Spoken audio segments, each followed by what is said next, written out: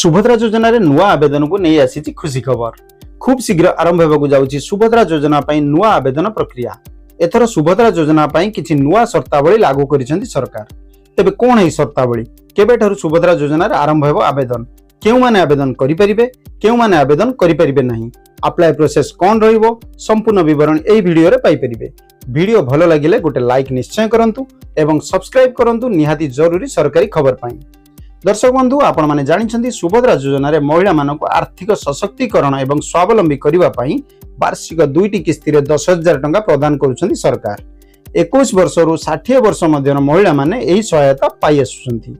एहा पूर्वरु 4टी किस्ती रे सुभद्रा टंका पाई सारिछन्ती हिताधिकारी, किंतु सुभद्रा योजनार प्रारंभ रे जेउ मानकु 21 वर्ष होई नथिला सेमाने सुभद्रा योजना पई आवेदन करि पारि नथिले। एहा परे पुनर्बार द्वितीय पर्यायर 1 नवेम्बर ठारू 30 नवेम्बर पर्यंत आवेदन ग्रहण करा जायतिला। जेउ मानकु निर्धारित समय मध्यरे 21 वर्ष पूर्ण होइथिला सेमानकु द्वितीय पर्यायर सुभद्रा योजना रे शामिल करा जायतिला एवं एका बेले 2टी किस्ती रे 10,000 टंका प्रदान करिथिले सरकार। एबे एही अवधि मध्यरे जेउ मानकु 21 वर्ष पूर्ण होई सारिछि, अर्थात चलित मार्च 31 तारिख मध्यरे जेउ मानकु 21 वर्ष पूर्ण हेबाकु जाउछि सेमानक पई पुनर्बार द्वितीय पर्याय पई आवेदन प्रक्रिया आरंभ हेबाकु जाउछि। ए नै महिला और शिशु विकास विभाग तरफरु नोटिफिकेशन जारी करा जाइछि। 1 अप्रैल ठारू सुभद्रा पोर्टाल ले नुआ आवेदन प्रक्रिया आरंभ हेबाकु जाउछि। जेउ महिला मार्च 31 तारिख सुधा 21 वर्ष पूर्ण करूछन्ती सेमाने एही आवेदन प्रक्रिया रे आवेदन करि परिबे, किंतु जेउ महिला मानकु 21 वर्ष होइथिले मध्य कोनोसी वृत्ति पाउछन्ती किंबा वार्षिक 18,000 टंकारु अधिक राज्य किंबा केंद्र सरकार को कोनोसी योजना रु लाभ पाउछन्ती सेमाने अयोग्य अटंती एवं सेमाने सुभद्रा योजना पई आवेदन करि परिबे नाही।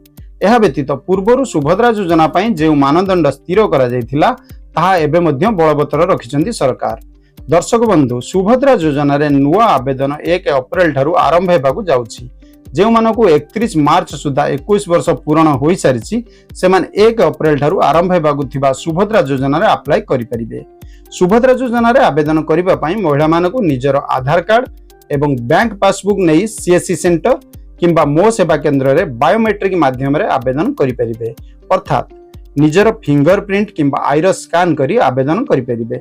किंतु आवेदन करिबा पूर्वरु महिला मानकु निजर बैंक अकाउंट रे ईकेवाईसी, आधार लिंक एवं मोबाइल नंबर संयोग करिबा सहित आधार कार्ड रे मोबाइल नंबर लिंक करिबा पई पड़िबो। एही सब डॉक्यूमेंट्स जदि ठीक अछि आपण सुभद्रा योजना पई आवेदन करि नियंतु। जदि आपण सुभद्रा योजना रे योग्यता मानदंड मध्य आसुछंती एवं समस्त डॉक्यूमेंट्स आपनकर ठीक अछि तेबे सरकार तरफरु वेरिफिकेशन परे आपनको सुभद्रा योजना रे शामिल करा जिवो एवं आगामी दिन में मिलवाकु थिबा सुभद्रा योजनार किस्ती आपण निश्चय पाई परिबे। दर्शक बंधु, एथिला सुभद्रा योजना को नै आसीथिबा नुआ इन्फॉर्मेशन। आशा करूची निश्चय वीडियोटी आपनको पसंद आसीथिबो।